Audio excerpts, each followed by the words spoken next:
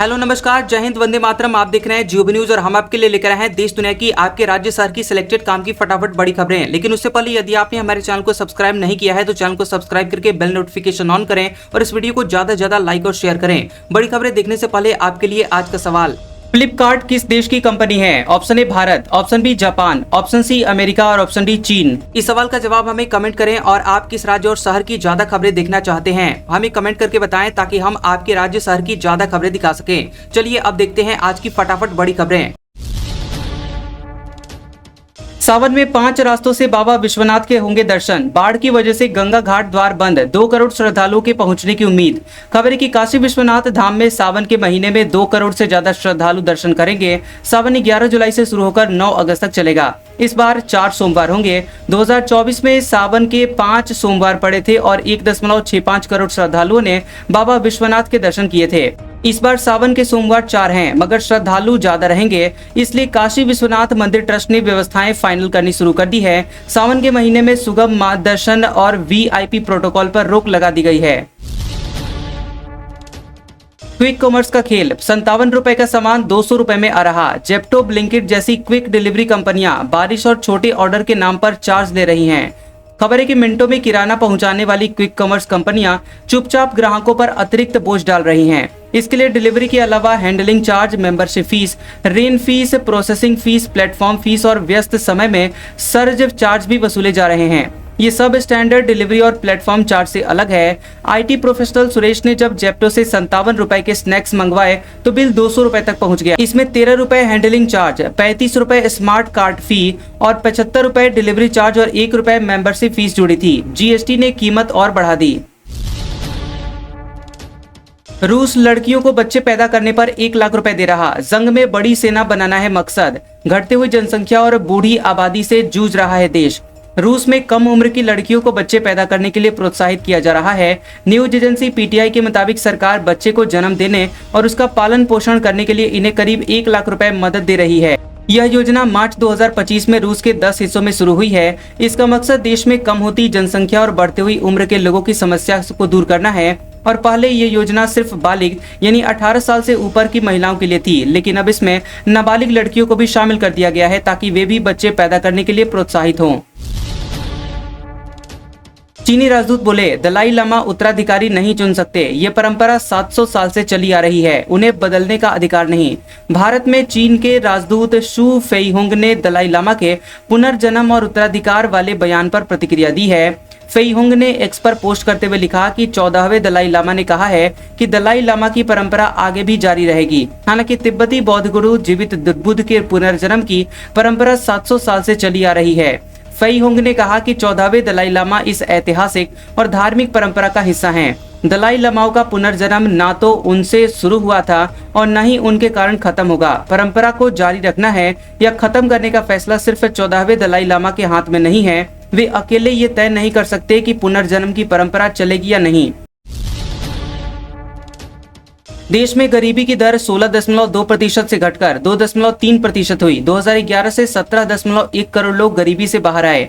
भारत चौथा सबसे समान समाज वाला देश।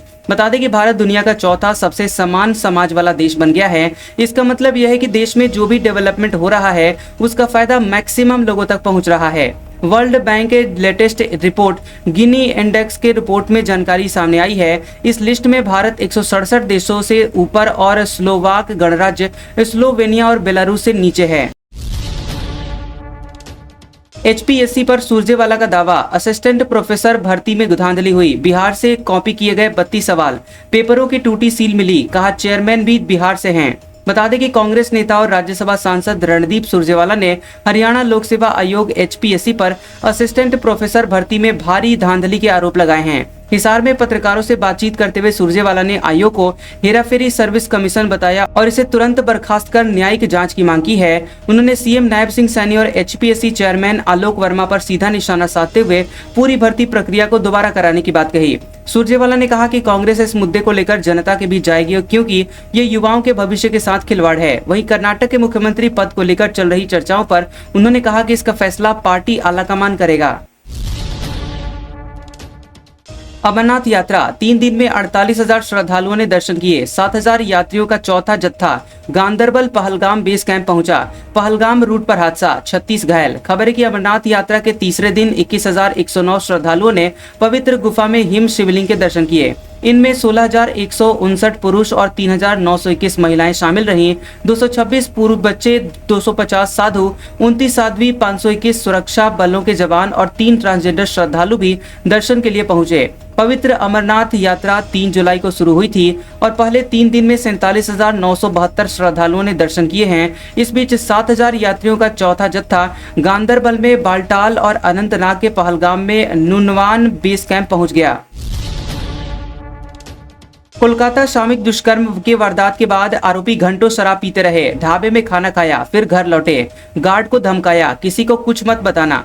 कोलकाता लॉ कॉलेज सामूहिक दुष्कर्म केस में पुलिस ने नए खुलासे किए हैं। जांच में सामने आया है कि वारदात के बाद मुख्य आरोपी मनोजीत मिश्रा और उसके साथी प्रमीत मुखर्जी और जैब अहमद ने कॉलेज के गार्ड रूम में घंटों तक शराब P. Security guard Pinaki Banerjee को धमकाया कि वो इस घटना के बारे में किसी को कुछ न बताए। इसके बाद EM बाईपास पर एक ढाबे पर खाना खाने गए, फिर अपने अपने घर लौट गए। पुलिस के मुताबिक घटना के अगले दिन 26 जून को मनोजीत को जब हालात की गंभीरता का एहसास हुआ तो उसने साउथ कोलकाता के देश प्रिय पार्क इलाके में रहने वाले एक प्रभावशाली व्यक्ति से संपर्क किया। वह व्यक्ति पहले भी उसकी मदद कर चुका था, हालांकि इस बार उसने मनोजीत से पीछे हटने की सलाह दी।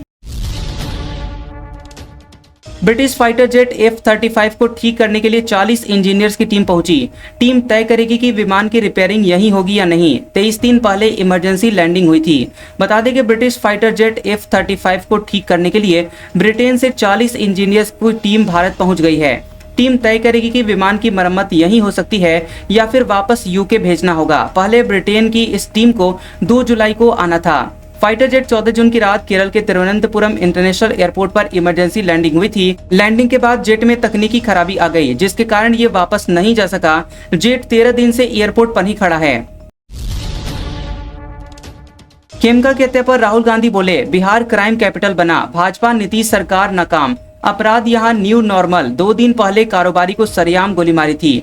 खबर है कि बिहार की राजधानी पटना में कारोबारी गोपाल खेमका की सरेआम हत्या पर राहुल गांधी ने बिहार को भारत की क्राइम कैपिटल कहा। राहुल गांधी ने सोशल मीडिया एक्स पर लिखा कि अपराध बिहार में न्यू नॉर्मल बन चुका है। पूर्व CJI चंद्रचूड़ से सरकारी बंगला जल्द खाली करवाएं, सुप्रीम कोर्ट एडमिनिस्ट्रेशन ने केंद्र को लेटर लिखा। 4 जजों को अब तक बंगला नहीं मिला। पूर्व चीफ जस्टिस DY चंद्रचूड़ अपने सरकारी बंगले 5 कृष्ण मेनन मार्ग में तय समय सीमा से ज्यादा रह गए हैं। अब सुप्रीम कोर्ट एडमिनिस्ट्रेशन ने केंद्र सरकार को चिट्ठी लिखी है, जिसमें कहा है कि पूर्व CJI से उनका बंगला जल्द खाली करवाया जाए ताकि हम उसे कोर्ट के हाउसिंग पूल में शामिल कर सकें। सुप्रीम कोर्ट में चीफ जस्टिस BR गवई को मिलाकर 33 जज हैं। सुप्रीम कोर्ट में जजों की सैंक्शन संख्या 34 है। शीर्ष कोर्ट के 4 जजों को अभी तक सरकारी बंगला नहीं मिला है। उद्धव गुट बोला, हम हिंदी विरोधी नहीं, इस भाषा के थोपे जाने के खिलाफ हैं। स्टालिन ने कहा था। महाराष्ट्र पहुंची तमिलनाडु की हिंदी विरोधी लड़ाई।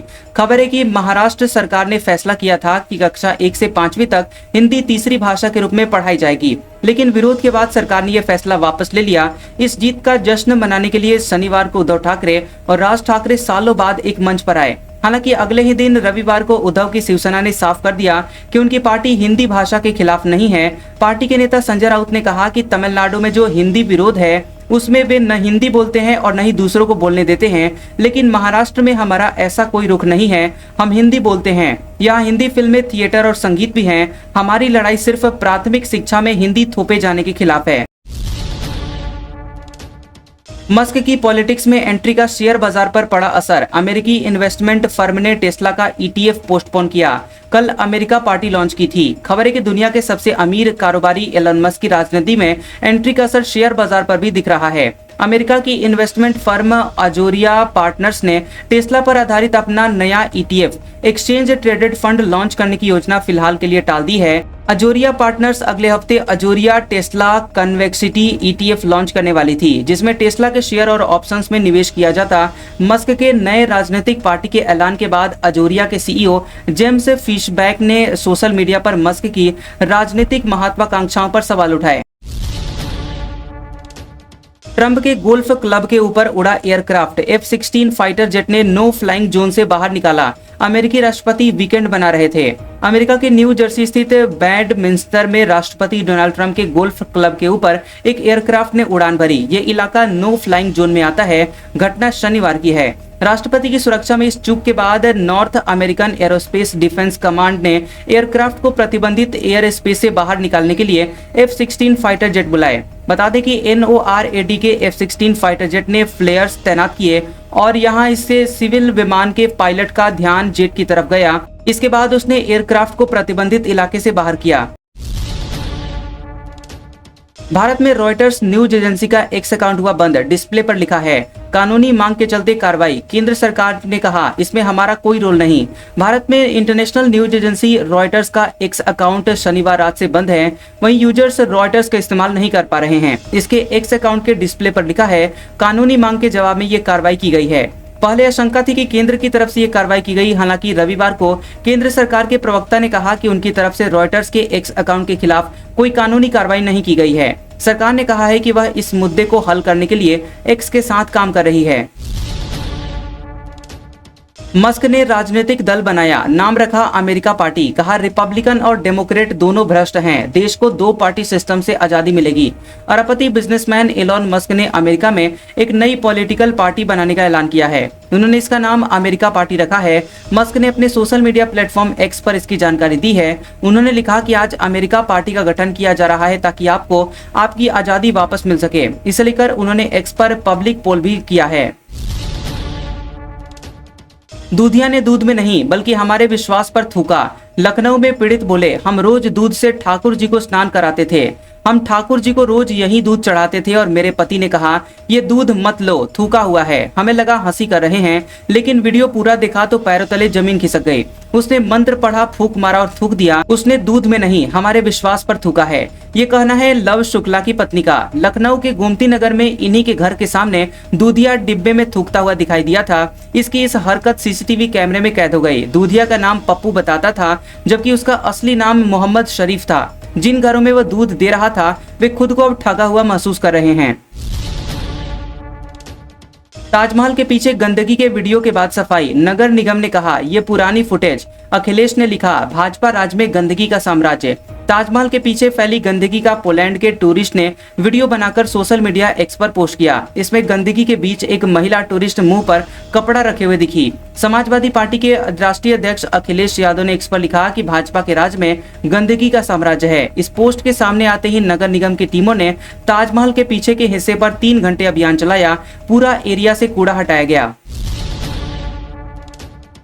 पीके बोले, मेडिकल कॉलेज पर दिलीप जायसवाल का अवैध कब्जा। क्लर्क से डायरेक्टर बने बीजेपी प्रदेश अध्यक्ष। राबड़ी देवी पर भी आरोप। कोर्ट जाएगी जनसुराज। बता दें कि बीजेपी प्रदेश अध्यक्ष दिलीप जायसवाल पर जनसुराज ने बड़ा आरोप लगाया। प्रशांत किशोर ने दिलीप जायसवाल पर आरोप लगाते हुए कहा कि दिलीप जायसवाल ने माता गुजरी मेडिकल कॉलेज पर अवैध तरीके से कब्जा कर लिया है। प्रशांत किशोर द्वारा प्रेस कॉन्फ्रेंस कर किए गए खुलासे के बीच मेडिकल कॉलेज के ट्रस्टी सरदार मल्लेश्वर सिंह भी परिवार के साथ पहुंचे।